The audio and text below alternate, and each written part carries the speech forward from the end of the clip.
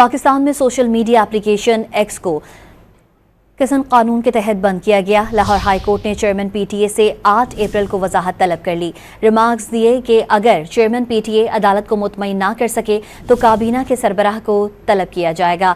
Chief justice Lahore high court justice Miss Aliya Neelam की सरबराही में 3 रुकनी बेंच ने समाअत की। जस्टिस फारूक हैदर और जस्टिस अली जिया बाजवा फुल बेंच में शामिल हैं।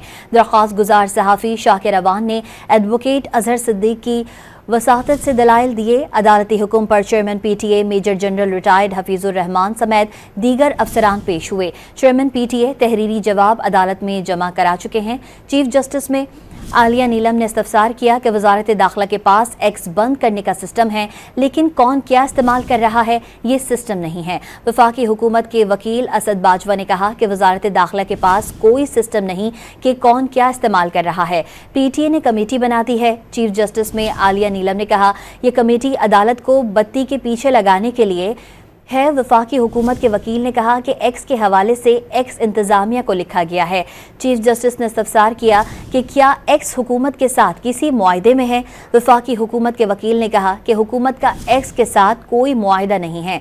चीफ जस्टिस मिस आलिया नीलम ने कहा कि अगर मुआहदा नहीं है तो एक्स इंतजामिया आपको क्यों जवाब देगी।